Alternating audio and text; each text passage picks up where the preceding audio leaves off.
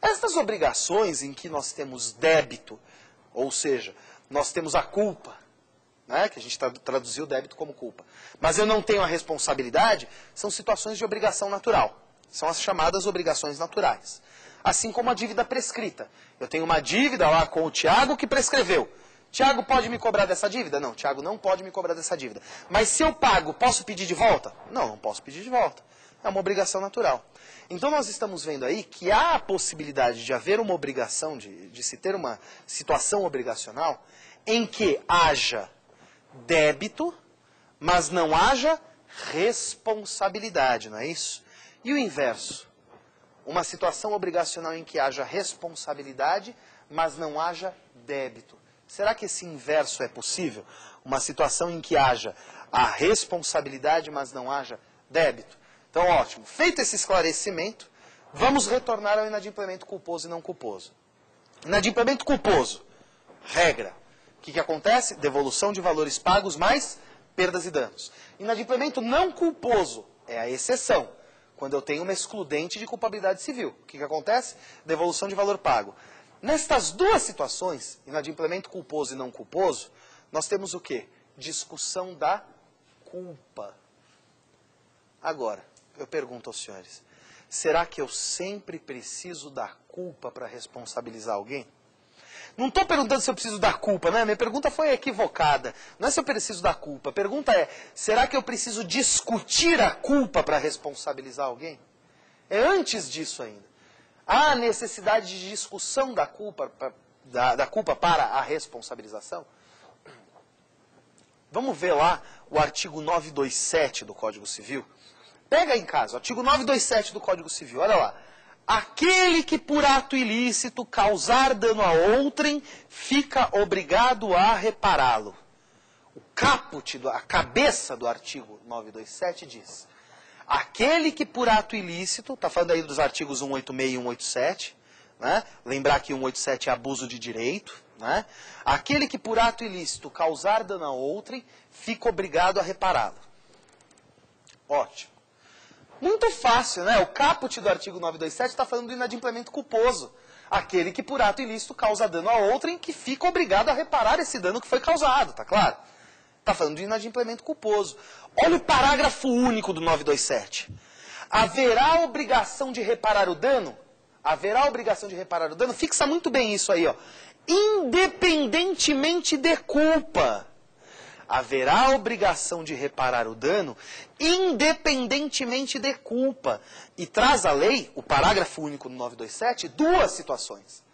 Haverá obrigação de reparar o dano independentemente de culpa nos casos especificados em lei ou quando a atividade normalmente desenvolvida pelo autor do dano implicar por sua natureza riscos para os direitos de outrem. Então são dois casos. Ó, de novo, 927, parágrafo único. Haverá obrigação de reparar o dano independentemente de culpa. Nos casos especificados em lei, quais são os casos especificados em lei? Aqueles casos em que a lei diz que o sujeito é responsável independentemente de culpa. Ou quando a atividade normalmente desenvolvida pelo autor do dano implicar por sua natureza riscos para os direitos de outras pessoas, ou de outrem. Casos especificados em lei. Olha, gente, o Joãozinho, muito travesso Joãozinho, ele foi castigado pela professora. A professora falou, Joãozinho, você vai escrever 100 vezes o seu nome. É castigo isso. O Joãozinho, muito peralta, pegou o compasso dele, que ele acabou de comprar esse ano, né? Que ele foi para o segundo ano na escola, ele comprou um compasso, pegou a ponta de aço do compasso, debruçou no jaguar do vizinho do pai dele e escreveu no capô do carro o nome dele 100 vezes. E olha que ele tem 4 patronímicos. 4 sobrenomes. E ele escreveu 100 vezes o nome dele no capô do carro do jaguar do vizinho do pai dele. Ora, o Joãozinho, sem dúvida nenhuma, está gerando danos a alguém. Quem é o responsável? Vamos ver lá o artigo 932 do Código Civil? A lei fala expressamente. São também responsáveis pela reparação civil. Os pais pelos filhos menores que estiverem sob sua guarda.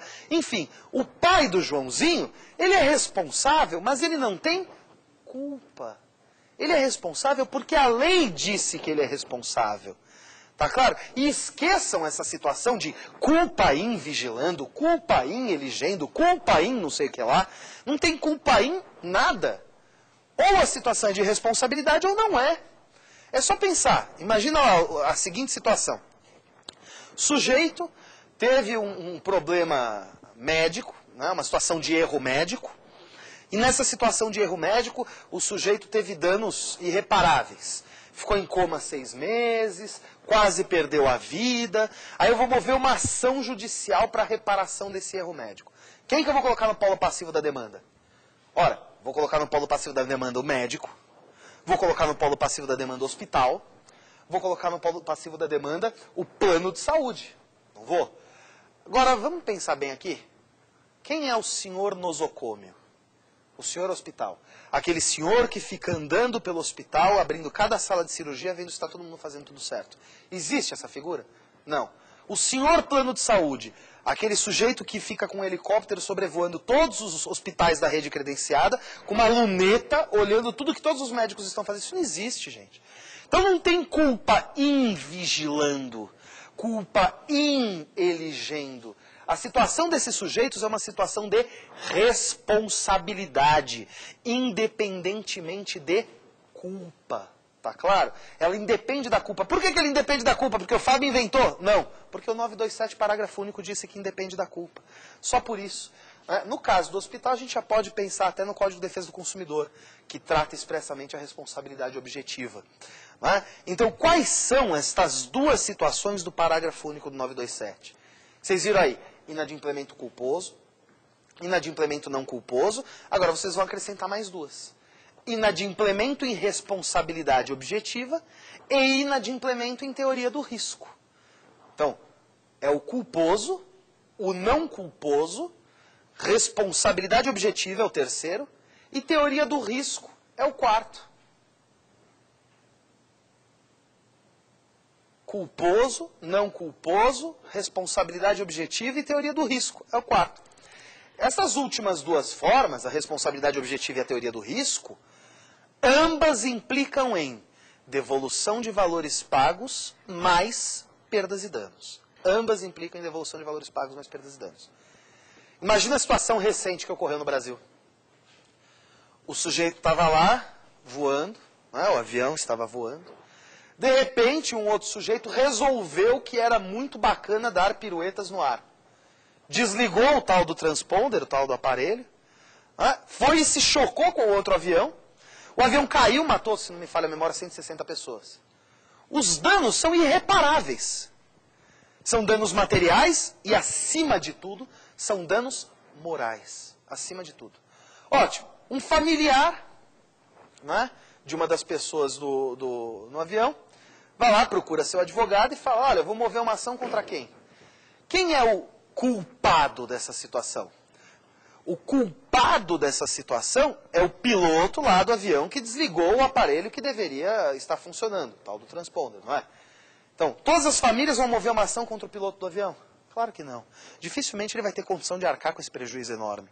Logo, as famílias certamente não vão ter a indenização que lhes é devida, que é merecida pelas famílias. Então, ele não vai mover a ação contra o piloto do avião, ele vai mover a ação contra quem?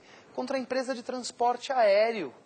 Qual empresa de transporte aéreo? Aquela do avião que desligou o aparelho? Não a outra em que o familiar dele estava. Agora eu pergunto aos senhores, o dono dessa empresa de transporte aéreo que estava na sua casa tomando café ou no seu escritório trabalhando, ele tem culpa disso? Ele não tem culpa nenhuma. Ele nem sabe do que estava acontecendo.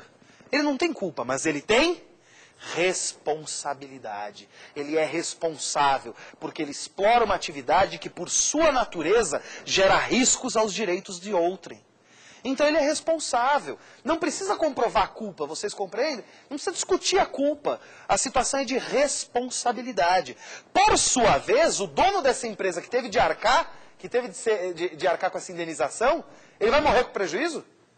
Imaginem se vocês nessa situação. Você não tem culpa de nada, mas você que vai pagar. Você que vai arcar com prejuízo. Claro que ele não vai morrer com prejuízo. Ele vai cobrar da empresa de táxi aéreo lá, admitindo que a situação, que o que ocorreu foi exatamente isso, né? Que pode não ter sido, mas admitindo que o que ocorreu foi exatamente isso, ele vai contra a empresa de táxi aéreo por responsabilidade objetiva. Olha o 932, inciso 3.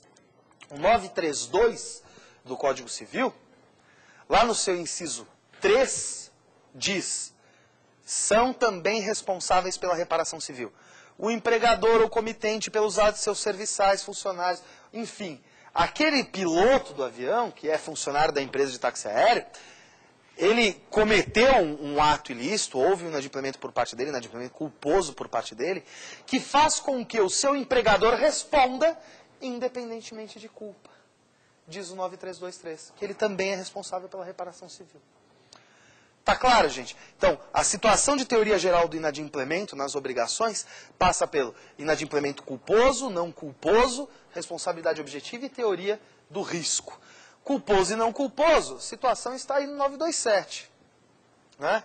Combinado com 186 e 187 do Código Civil. Responsabilidade objetiva e teoria do risco, sobretudo parágrafo único do 927 do Código Civil.